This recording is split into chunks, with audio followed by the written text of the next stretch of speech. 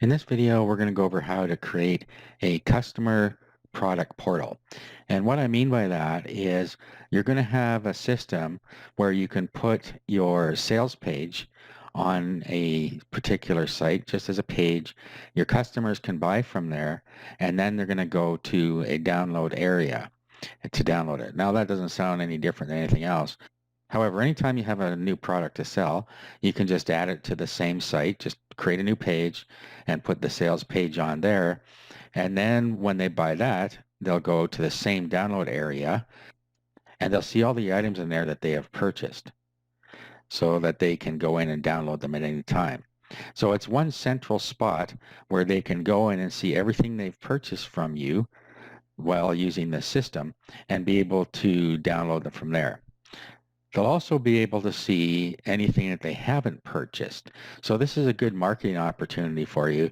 If you put other products within this system, they can look in there and see, oh, I didn't purchase this. I wonder what it is. They can click on the link and go and look at the sales page that you set up, and then they may purchase that as well. So it actually drives sales.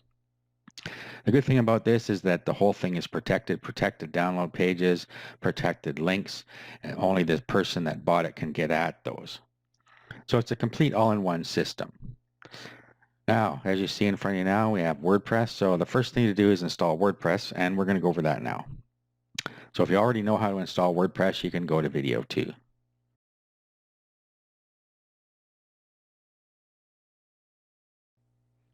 Now, before I go through installing WordPress, I just wanted to mention that if you already have a blog set up that's using WordPress, you can just use that blog. You don't need to go and set up a whole new WordPress to do this.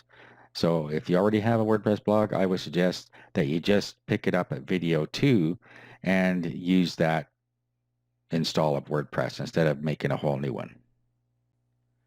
So to install WordPress, just go to wordpress.org and then click down here where it says download WordPress, and you'll come to the next page and then we'll download it here. We're downloading in zip format, so let's just download that. Now while that's downloading, we are going to go over and we're going to set up a database because we need a database for WordPress since it's all database driven. So go down to the section in your control panel and find where it says MySQL Database Wizard. And we'll go in and we'll use that to set up a database. If you're not using cPanel hosting, then whatever type of hosting you're using, we'll have a way that you can create a database. So use that to create it. Okay, so first thing you do is give it a database name. So I'm calling it CPP for Customer Product Portal. Let's go next. And I'm just going to call it the same thing here, but you can call it whatever you want. And then we need to create a password. So I'll use the password generator. We'll copy this. Tell it we've copied it. And then we'll use the password. And we'll create the user.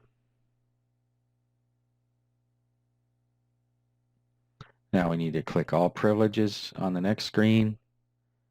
And then go to the next step.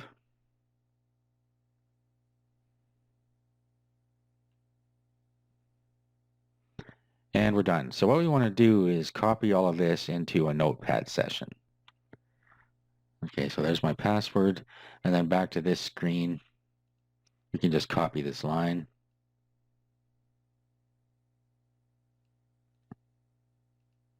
And that'll be all the credentials that we need.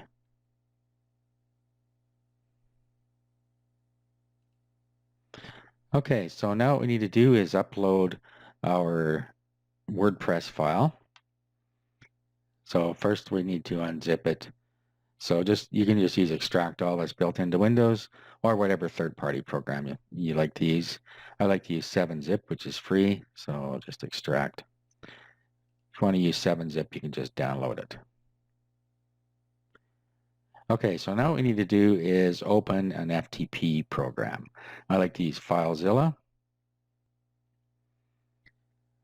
So what we have here on the left side is our computer, and I'm going to be uploading the stuff in the WordPress directory here. And then on the right side, this will be our server when we connect. So connect to the server. all you have to do is put your host in here, which is your domain name, then the username and password for your hosting account, or you can add it all into the site manager, and then you can go in there and pick out your domain. So I'm going to connect up here. And then I'm going to create a directory on this side. So I'm going to put it in my domain name / and a directory. So create a directory and enter, and I'm going to call it my products or my sales. I'll call it something. I'm going to call it my product portal.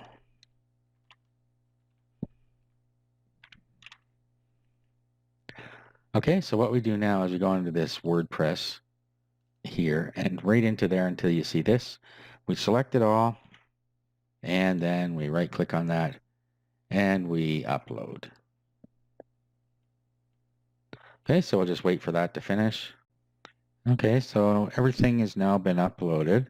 So what we're going to do is type in the URL to where we just uploaded all of that. Then we come to the first screen, which is we pick our language, so we'll continue.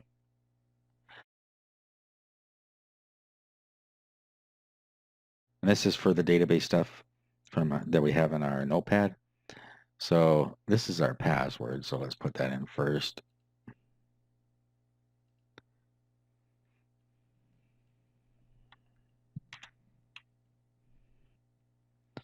Okay, and then we'll grab these pieces out of here. So our username and database name are the same, so I'm just going to grab it once there, and we'll put it here and here. The next thing is our database host. Most of the time it's localhost, but not always, and it's easy to find that out. Back in your control panel in your database sections, you should see something called phpMyAdmin. So go in there. And once you're in here, if you look right at the top, you'll see server and it says localhost. So I know that's what mine is.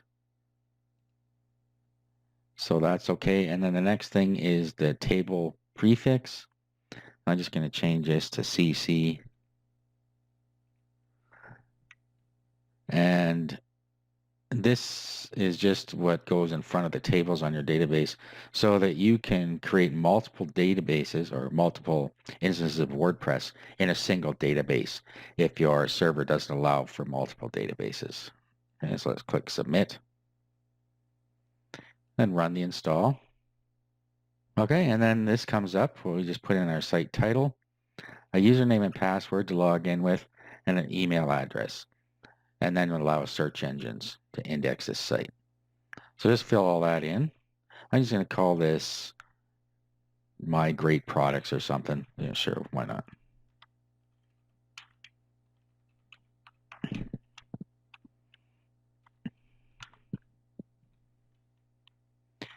And the username.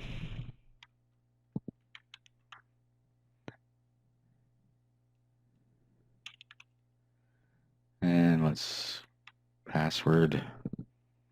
Okay, so I used a weak password. I don't really mind since this is just an example, but make sure you get a reasonably strong password there. And then email address, and then install WordPress. Okay, so let's log in.